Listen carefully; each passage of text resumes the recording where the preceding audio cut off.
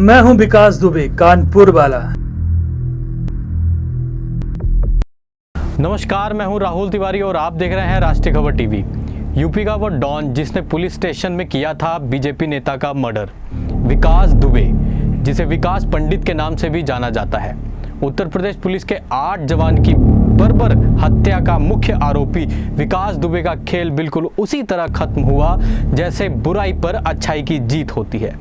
कानपुर के बिकरू गांव का निवासी विकास दुबे 30 सालों में दर्दनाक मर्डर करने वाला प्रदेश में आतंक का सबसे बड़ा नाम था। सत्ता किसी की भी हो, विकास दुबे हमेशा राज करता था। वजह थी सत्ता चलाने वालों तक विकास दुबे की पहुंच। आइए एक नज़र डालते हैं कि आखिर कैसे उत्तर प्रदेश के इस बाहुबली ने 30 साल तक खूनी खेल खेला। 1980 और 90 के शुरुआती दशक में उत्तर प्रदेश में जातिगत राजनीति शुरू हो चुकी थी। ऐसे में अपर कास्ट और लोअर कास्ट के बीच झगड़ा एक आम बात हो चुकी थी। 1990 में विकास 20 साल का था। इसी साल पहली बार विकास पर दूसरी जाति के लोगों को मारने का आरोप लगा था। विकास की दलील थी कि इन सब ने उनके पिता का अपमान किया था।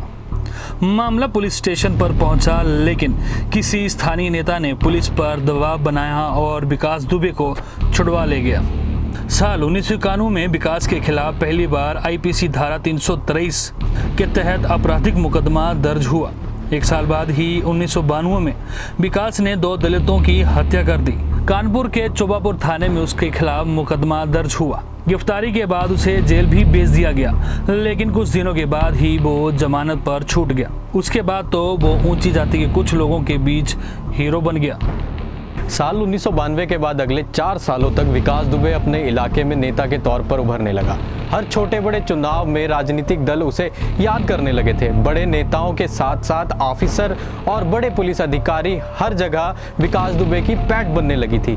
साल 1996 में वो बीएसपी में शामिल हो गया।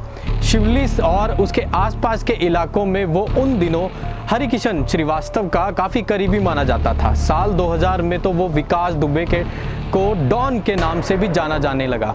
उसने शिवली कस्बे के तारा इंटर कॉलेज के प्रिंसिपल सिद्धार्थ पांडे को गोली मार दी थी। ये सनसनीखेज हत्याकांड एक जमीन विवाद को लेकर हुआ था। साल 2001 में विकास दुबे ने बीजेपी के सीनियर नेता संतोष शुक्ला की शिवली पुलिस स्टेशन में हत्या कर दी। उन दिनों केंद्रीय रक्षा मंत्री राजनाथ सिंह उत्तर प्रदेश के मुख्यमंत्री हुआ करते थे। कहा जाता है कि हरिकृष्ण श्रीवास्तव और संतोष शुक्ला की बीच राजनीतिक लड़ाई के चलते उसने ये मर्डर किया था। पुलिस स्टेशन में हत्या को अंजाम देने के बाद भी पुलिस ने उसे वहां गिरफ्तार नहीं कर सकी। आखिरकार उसने कोर्ट में सरेंडर किया। विकास दुबे उसके बाद कोर्ट कचहरी के चक्कर काटता रहा। इस दौरान उसके खिलाफ 60 से ज़्यादा आपराधिक मामले दर्ज हो गए। विकास ने राजनीतिक दलों की मदद से सारे सबूत मिटा दिए। केस के सारे गवाह मुकर गए। यहाँ तक कि पुलिस वालों ने कहा कि उसने विकास को पुलिस स्टेशन के अंदर गोली चलाते नहीं देखा। संतोष शुक्ला मर्डर केस में वो भी बरी हो गया। ताराचंद कॉलेज में प्रिंसिपल पांडे को गोली मारने के केस में विकास को सजा मिली, लेकिन बाद में इलाहाबाद कोर्ट ने उसकी सजा पर रोक लगा दी। मार्च 2017 में उत्तर प्रदेश में भाजपा सत्ता में आई और योगी आदित्यनाथ मुख्यमंत्री बने। उन्होंने ही जल्दी ही संगठित अपराध और माफियों के खिलाफ कठोर नीति घोषणा कर दी। जल्द ही प्रदेश में एनकाउंटर का एक आम बात हो गई। एसटीएफ ने विकास दुबे को गिरफ्तार कर लिया, लेकिन एक बार फिर से वो जमानत पर रिहा हो गया। सूत्रों की माने तो विकास दुबे बीजेपी में शामिल होने की कोशिश कर रहा था।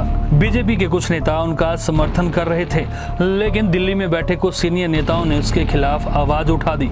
कहा जा रहा है कि संतोष शुक्ला से बीजेपी के एक नेता का पारिवारिक रिश्ता है और उन्होंने इसका पुरजोर विरोध किया।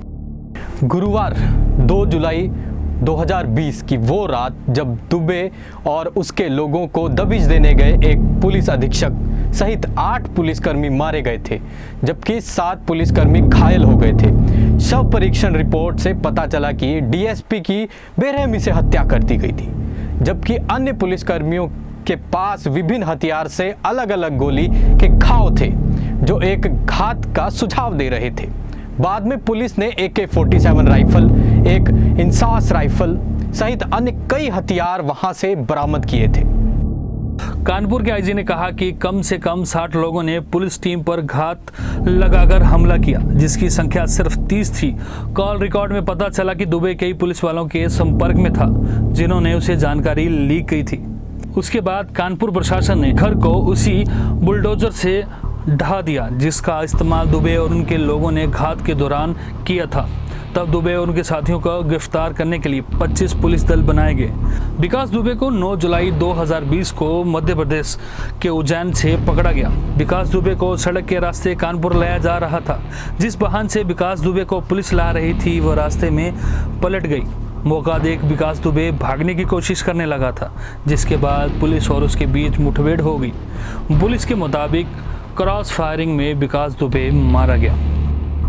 मुठभेड़ के बाद विकास दुबे के शव को कानपुर के हैलेट अस्पताल ले जाया जा रहा था, जहां डॉक्टरों ने उसको मृत घोषित कर दिया।